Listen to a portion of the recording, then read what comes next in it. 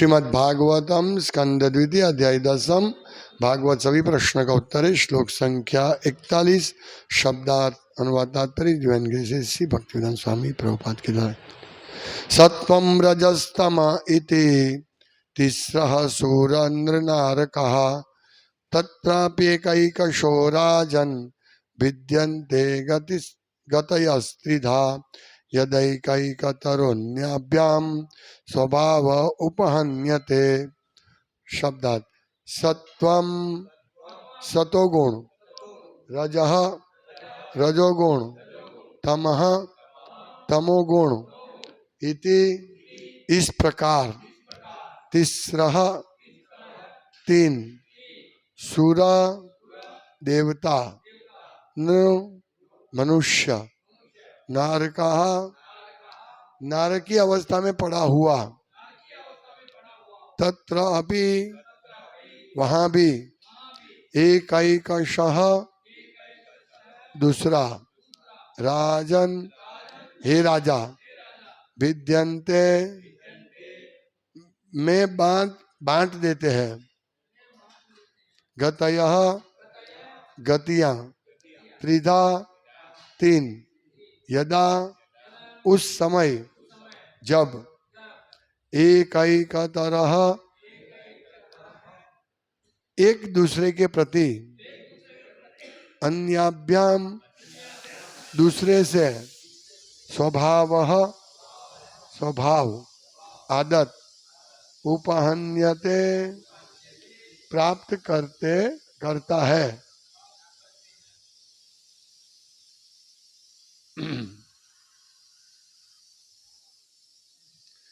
अनुवाद प्रकृति के विभिन्न गुण सतोगुण रजोगुण तथा तमोगुणों के अनुसार विभिन्न प्रकार के प्राणी होते हैं जो देवता मनुष्य तथा नारकीय जीव कहलाते हैं। हे राजन, यही नहीं, जब कोई एक गुण अन्य दो गुणों से मिलता है तो वह तीन में विभक्त होता है और इस प्रकार प्रत्येक प्राणी अन्य गुणों से प्रभावित होता है और उसकी आदतों को अर्जित कर लेता है। तात्पर्य अलग अलग प्राणी किसी एक विशेष गुण के द्वारा संचालित होते हैं, किंतु इसके साथ अन्य दो गुणों का भी उन पर प्रभाव पड़ सकता है। सामान्य रूप से सभी बद्ध जीव भौतिक बंधन के कारण रजोगुण से प्रभावित होते हैं, क्योंकि प्रत्येक जीव अपनी इच्छा पूर्ति के लिए प्रकृति पर प्रभुत्व जताना चाहता है, किंतु पृथक से रजोगुण होने पर भी अन्य गुणों के संसर्ग में होने से उनके द्वारा प्रभावित हो जाने की संभावना सदैव बनी रहती है। यदि कोई अच्छी संगति करता है तो वह सतोगुणी हो सकता है और यदि कुसंगति करता है तो तमोगुणी बन सकता है, लेकिन कुछ भी एक ही तरह से नहीं घटता है। मनुष्य अच्छी या बुरी संगति से अपना स्वभाव बदल सकता है, अतः अच्छे तथा बुरे में भेद कर सकने के लिए बुद्धिमान होना आवश्यक है।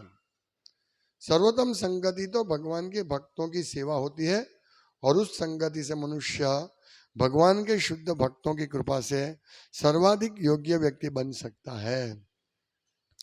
जैसा कि हम श्री नारद मुनि के जीवन से देख चुके हैं, वे केवल शुद्ध भगवत भक्तों की संगति से सर्वाधिक योग्य बन सके। वे जन्म से एक दासी के पुत्र थे। वे अपने पिता तक को नहीं जानते थे और न उनमें न्यूनतम शिक्षाएं शैक्षिक योग्यता ही थी, किंतु केवल भक्तों की संगति करने तथा उनका ही बचा कुचा खाना खाने से उनमें उत्तरोत्तर भक्तों के दिव्य गुण आते गए। ऐसी संगति करने के कारण उनमें भगवान की दिव्य महिमा को सुनने और कीर्तन करने की प्रवृत्ति उभरती गई और चूंकि भगवान की महिमा भगवान से भिन्न है, अतः शब्दोच्चारण के कारण उन्हें भगवान की प्रत्यक्ष संगति प्राप्त हो सकी। इसी तरह अजामिल का भी जीवन है, जो एक ब्राह्मण का पुत्र था और जिसे ब्राह्मण के कर्तव्यों के पालन की समुचित शिक्षा भी दी गई थी, किंतु इतने पर भी वेश्या के कुसंग ने उसे चांडाल अर्थात मानव जाति का सबसे अधम स्थिति पर पहुंचा दिया। अतः मुक्ति द्वार खोलने के लिए भगवान सदैव महत संगति की शिक्षा देते हैं। अतः मुक्ति द्वार खोलने के लिए भागवत सदैव महत स्थिति पर भागवत सदैव महत संगति की शिक्षा देता है। ऐसे पुरुषों की संगति करना जो इस भौतिक संसार पर अधिकार जताना चाहते हैं, नरक के घोरतम अंधकारपूर्ण भाग में प्रवेश करना होता है। मनुष्य को चाहिए कि महापुरुष की संगति द्वारा अपने को ऊपर उठाए। जीवन सिद्धि का यही मार्ग है। ओम ज्ञानतिमिरान्धस्य ज्ञानंजन शलाकया चक्षुर्मोलितं।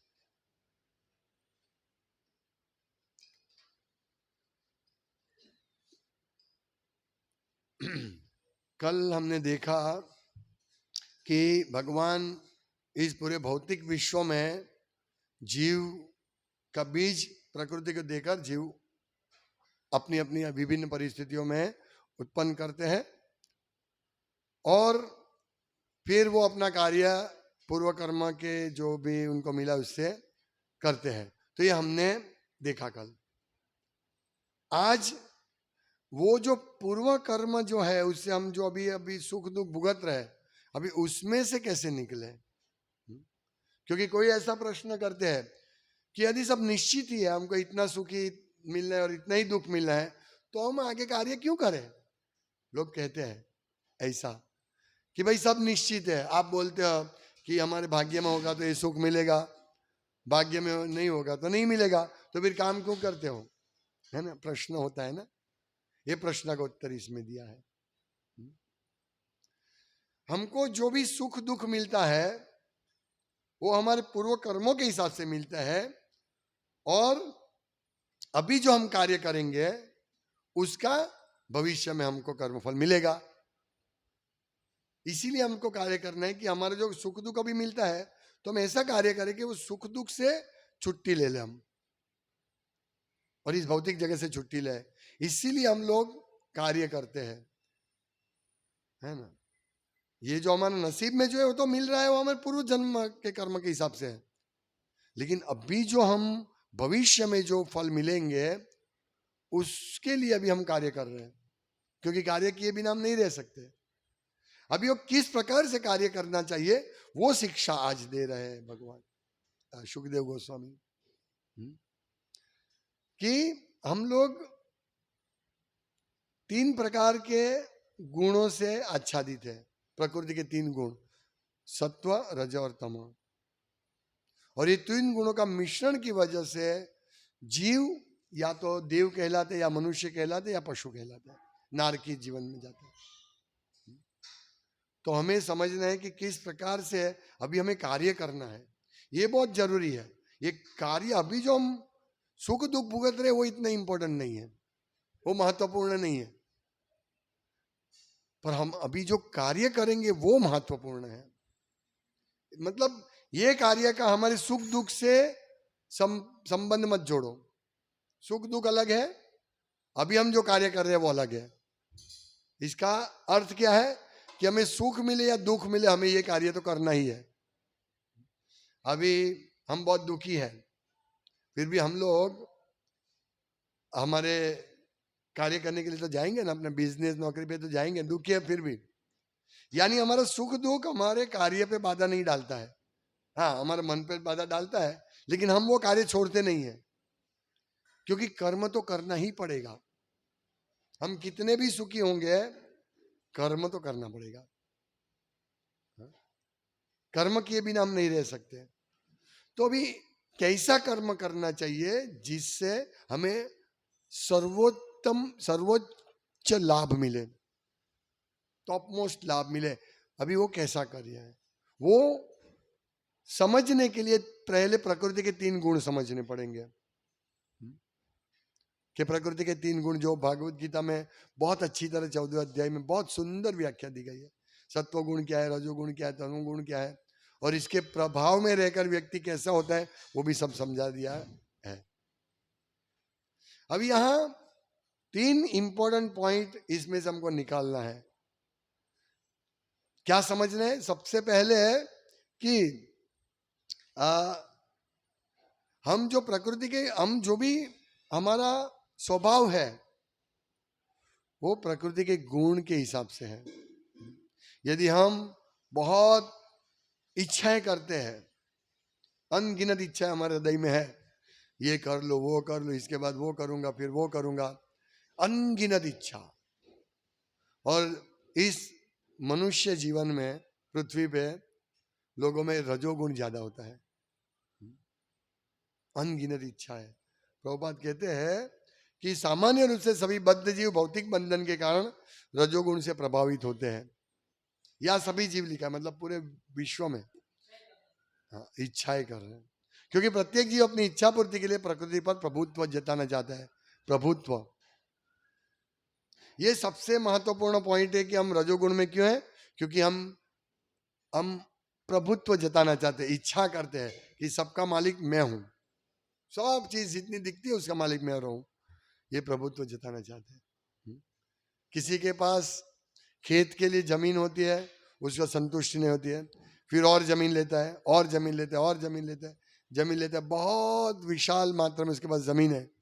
फिर वही जमीन में से किसी एक जमीन में 6 फुट का खड्डा में उसका अंतिम विधि होगा। वो नहीं समझते, क्योंकि रजोगुण का प्रभाव होता है। रजोगुण हमको सोचने नहीं देता है।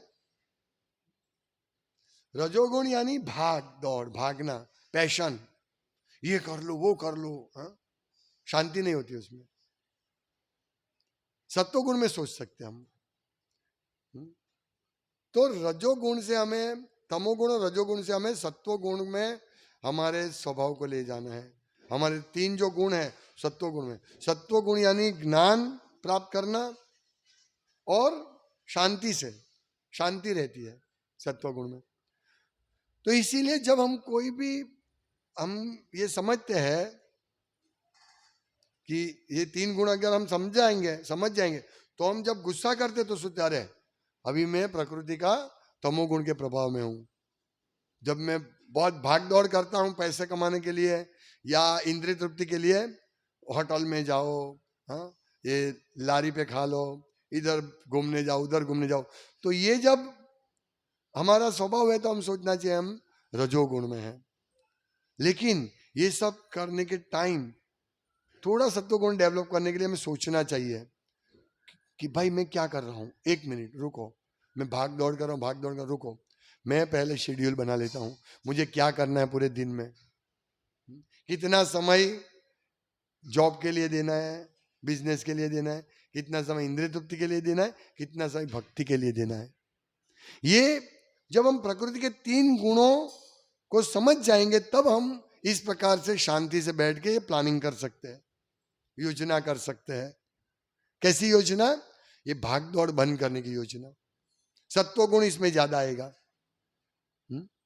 अभी ये कब हम करेंगे, इसका ये दूसरा पॉइंट, ये पहला पॉइंट क्या है कि हमें 3 गुणों को समझना है, क्या क्या कैसे कार्य करते हैं, और हमें सत्व गुण में रहकर ये रजोगुण और तमोगुण के प्रभाव को कम करना है। ये पहला पॉइंट। अभी ये कैसे कर सकते हैं, उसके लिए दूसरा पॉइंट क्या है कि यदि कोई अच्छी संगति करता है तो वह सतोगुणी हो सकता है, और यदि कोई कुसंगति करता है तो वो तमोगुणी बन सकता है ना। ये दूसरा पॉइंट। तो हम भक्त देखते हैं, भक्त धीरे धीरे उनके सत्व गुण में प्रगति कर रहे हैं शांति से। वो पैसे के पीछे या इंद्रिय तृप्ति के पीछे बहुत दौड़ता नहीं है। उनको प्रसाद मिल जाता है, रहने का घर मिल जाता है, हाँ? और वो न्यूनतम उसमें लगाता है और सत्व गुण में रहता है। नहीं, मुझे जप करना है, मेरी साधना करनी है। तो ये कब, कैसा प्रभाव कब होगा? जब अच्छी संगति करते हैं तो सत्वगुणी हो सकता है। तो अच्छी संगति करने से हम सत्वगुणी होंगे। हम देखते हैं जैसा ग्रुप होता है ऐसे सब लोग हो जाते हैं। ये सब लोग पहले तो अलग अलग गुण के प्रभाव से रहते हैं, लेकिन जब एक साथ मिल जाते हैं तो घूमने वाले, शराब पीने वाले, मांस खाने वाले, तो उनके वो जब बैठते हैं तो उनकी चर्चा यही होती है कि हम कौन सा शराब अच्छा है, हाँ? और दमन जाना, वहां पे ये मजा करना, वो सब ऐसे होते हैं। इसको बोलते बुरी संगति। और पूरा जगत में अभी बुरी संगति चल रही है।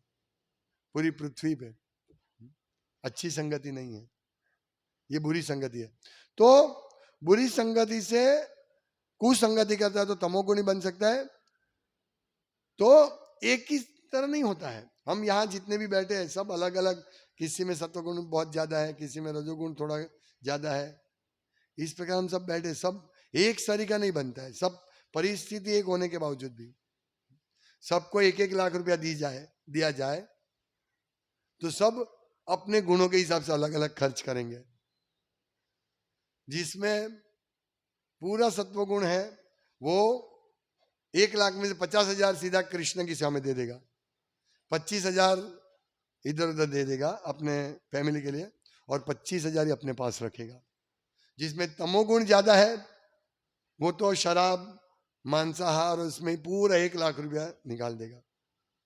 और जिसमें रजोगुण है वो इंद्रिय तृप्ति, अच्छी तरह रहना, इस प्रकार वो, और थोड़ा समय मिले तो भक्ति करना उसमें, तो 1-2 हजार रुपया भक्ति के लिए निकालेगा।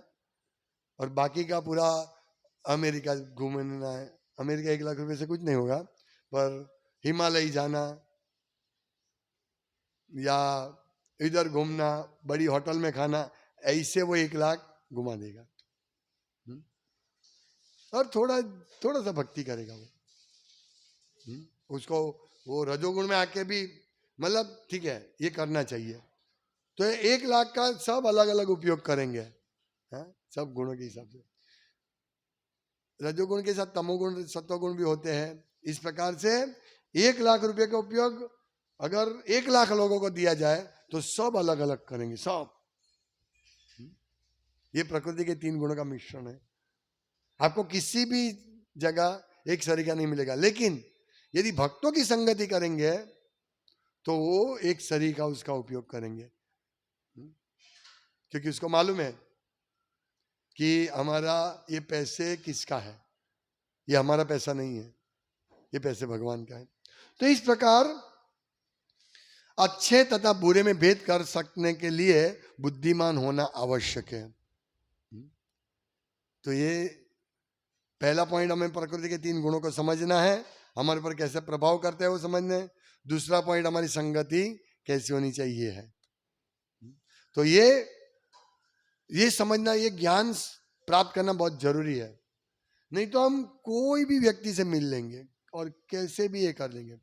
जैसे हम देखते हैं जो बड़े बड़े लोगों के बच्चे होते हैं वो बड़ी बड़ी स्कूल में पढ़ते हैं, लेकिन वहां संगति कैसी होती है, बहुत भयंकर संगति होती है। उनके पास मोबाइल फोन होता है 1 लाख रुपए का, तो ऐसी संगति करने से बच्चा भी बोलेगा मुझे भी 1 लाख का मोबाइल चाहिए, फिर उसका 1 लाख का होगा, फिर दूसरे का उसका 2 लाख का हो जाएगा। तो इस प्रकार ये बुरी संगति से बच्चे बहुत बिगड़ जाएंगे। तो ये हमको समझना है, ये बुद्धि चलानी है। यदि हम ये बुद्धि, इतने बुद्धिमान नहीं होंगे कि कौन सा गुण क्या काम कर रहा है, तो हम लोगों को बहुत बड़ा भारी नुकसान होगा। फिर एक बार यदि ऐसी गलत संगति लग गई, यानी व्यक्ति को 1 लाख रुपया खर्च करना है, पहले लोग 10,000 में अच्छा घर चलता था। मुझे याद है, मैंने आगे भी बताया था, हम लोग पूरा फैमिली, मैं, मेरी धर्मपत्नी, बच्चे हैं, जब वृंदावन जाते थे 5,000 रुपया लेके मैं जाता था, और 5,000 में भी रिटर्न में 200-500 रुपया बचता था। ये मैं बात कर रहा हूँ 15 साल पहले की। 5,000 में पूरा फैमिली, फिर भी 200-500 रुपया बचता था। सोचिए, अभी आज 25,000 30,000 लेके जाएंगे तो अभी नहीं बचेगा, क्योंकि इतना महंगाई हुई है। तो मेरा पॉइंट ये था कि हम लोग ज्यादा खर्चा करेंगे तो वो खर्चा रिटर्न रिवर्स नहीं होगा। जैसे एक व्यक्ति है, उसकी आमदनी 2 लाख है, ये सत्य घटना है। अभी उन्होंने खर्चा 1.5 लाख, उनके घर का खर्चा होता है, सिर्फ 50,000 बचता है, वो भी कभी बचा तो ठीक है, नहीं तो नहीं बचता है। तो 1.5 लाख खर्चा होता है। अभी वो व्यक्ति का 2 लाख का जो आमदनी था, इनकम था, उससे कम होके 1 लाख हो गया। अभी सोचिए, अभी क्या हुआ, उसका 1.5 लाख का खर्चा 1 लाख नहीं होगा, वो तो 1.5 लाख ही होगा। यानी ये रिवर्स नहीं होगा कुछ भी करेगा तो। इसीलिए उसको तमोगुण रजोगुण में रहकर और 1 लाख के लिए प्रयास करना पड़ता है, और करता है वो आदमी। अभी 1 लाख से उसका घर नहीं चलता, और जबकि 1 लाख हमको दे दे तो वो आराम से करेंगे।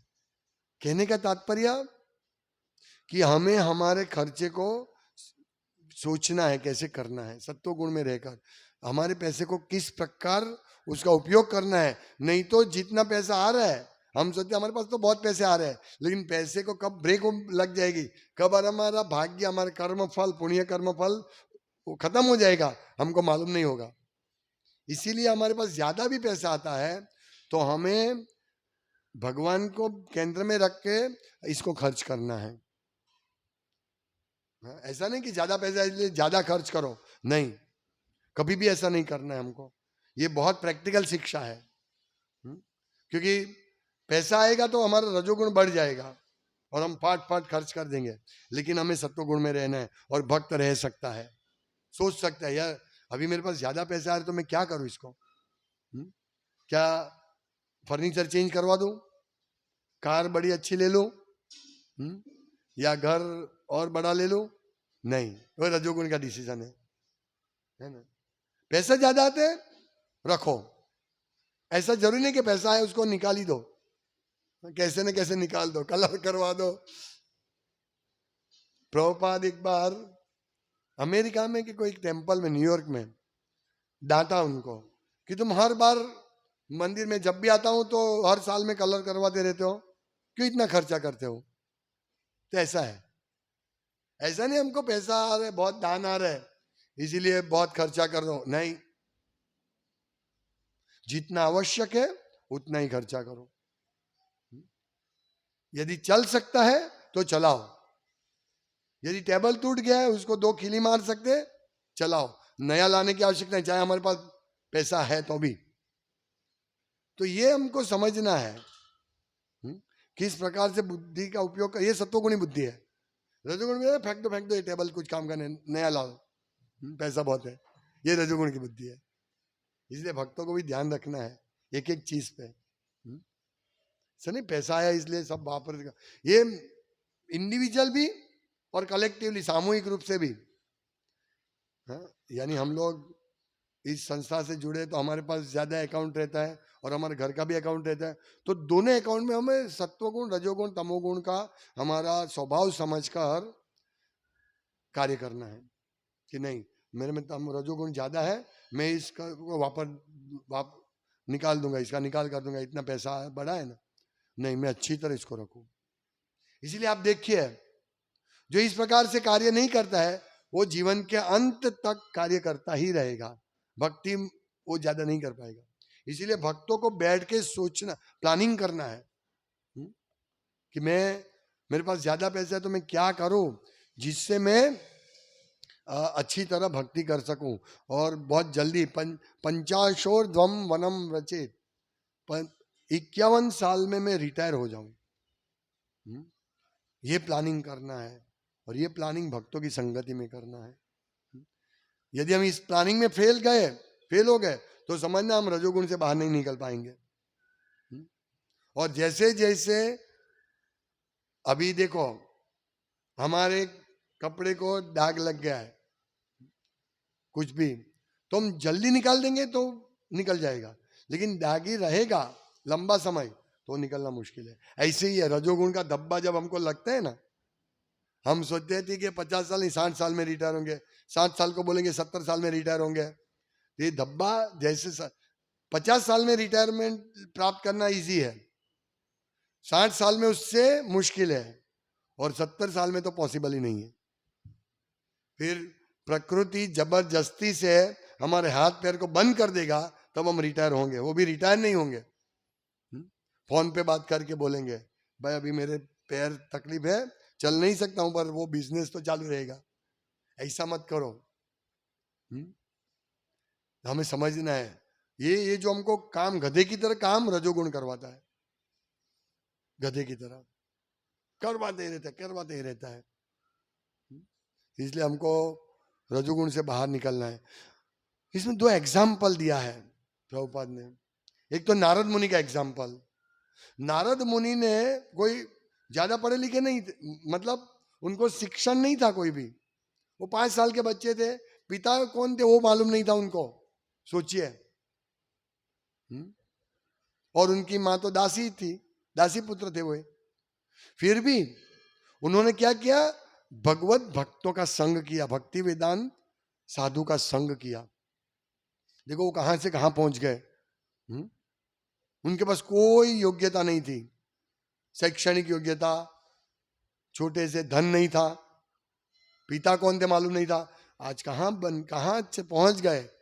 ये समझने जैसा, ये संगति, भक्तों की संगति करने से इतना बड़ा लाभ होता है, इतना बड़ा लाभ। सोचिए, एक महाभागवत बन गए, और ऐसे भक्त जिनके शिष्य महाभागवत है, प्रहलाद महाराज, ध्रुव महाराज, कितने शिष्य उनके, सब महाभागवत है। तो उन्होंने क्या किया, सिर्फ भक्तों का संग किया, उनका उच्छिष्ट प्रसाद ग्रहण किया, उनके साथ कीर्तन किया। तो यही हमारे पास मौका है, हम भी हमारे जीवन में ज्यादा से ज्यादा भगवत भक्तों का संग करें और अपने आप को शुद्ध सत्व गुण पर उठाए। ये बैठ के सोचने जैसी चीज है। यदि हम रजोगुण में ज्यादा है तो ये हम सोच नहीं सकते।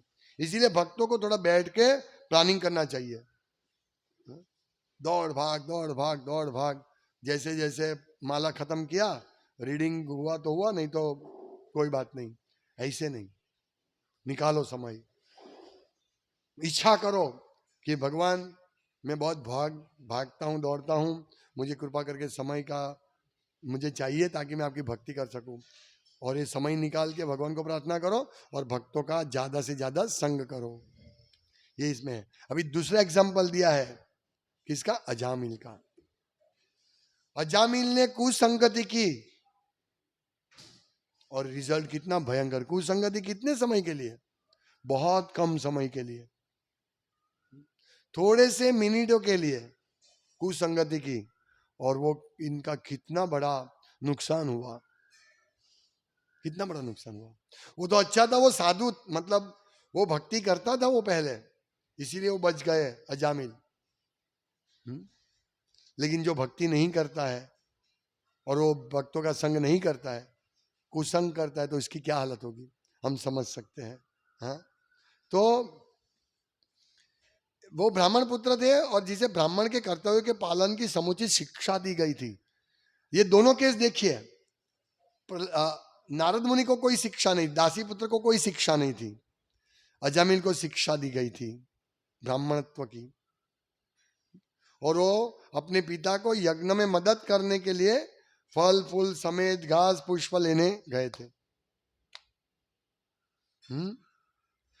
उनके ब्राह्मण के कर्तव्य के पालन की समुचित शिक्षा दी गई थी, किंतु इतने पर भी वेश्या के कुसंग ने उसे चांडाल अर्थात सबसे अधम स्थिति पर पहुंचा दिया। सोचिए, अभी हमें नक्की करना है किसका संग करना है।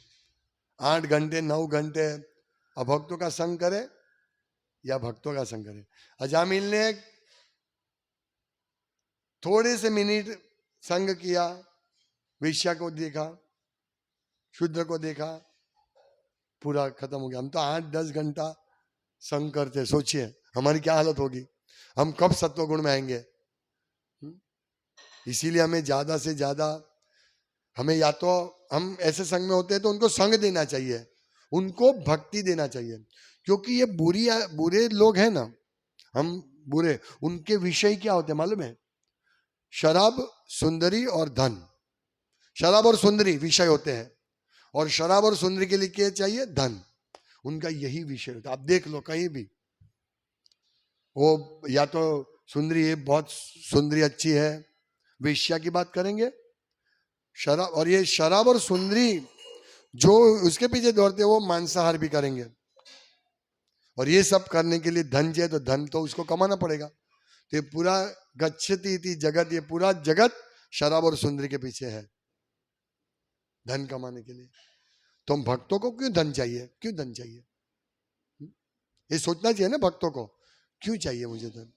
यदि मेरे पास भी धन ज्यादा आएगा तो मैं भी शराब और सुंदरी की बात करूंगा, क्योंकि धन ज्यादा है तो मुझे अभक्तों का ज्यादा संग करना पड़ेगा, और अभक्तों का तो यही विषय होता है, शराब और सुंदरी। कहीं पे भी जाओ, उनका मोबाइल देखो शराब और सुंदरी, उनकी बातें देखो शराब और सुंदरी, उनके कपड़े देखो शराब और सुंदरी, यही सब चलता है। अजीब कपड़े पहनते वो लोग, उनकी हेयर स्टाइल देखो शराब और सुंदरी। यही सब है उनका, यही एकमात्र लक्ष्य है। इसलिए ये बहुत सावधान रहना चाहिए ऐसे लोगों से। उनको तो हम क्या बोलते हैं, न धनम न जनम न सुंदरीम, और वो क्या बोलते हैं, धनम जनम सुंदरीम देही, धनम देही जन्म देही सुंदरी दे। अच्छा घर दो, अच्छी सुंदरी दो, धन दो, बस उनका यही है। अभी ऐसे लोगों की कौन आगे बढ़ेगा, ऐसे लोगों की संगति करने से? और हमारे भक्त कितने अच्छे हैं, रोज चलो जितना अंदर उतरते एक अलग बात है, उतरेगा, लेकिन संगति अच्छी है ना, कि रोज प्रार्थना करते हैं, हे भगवान मुझे धन नहीं चाहिए, मुझे सुंदरी नहीं चाहिए, तो एक दिन तो क्लिक होगा ना, सत्वगुण में प्रार्थना तो कर रहे हैं ना वो। तो उसको ये तो दिमाग में रहेगा, हाँ सुंदरी को देखेगा, नहीं नहीं मैं तो हर रोज सुबह प्रार्थना करता हूँ, सुंदरी नहीं चाहिए तो मैं सुंदरी नहीं चाहिए, बस। इस प्रकार भक्तों की संगति करने से वो टॉप मोस्ट लोग, सर्वोच्च लोग, गोलोक वृंदावन में जा सकता है। इसलिए संगति बहुत जरूरी है। तो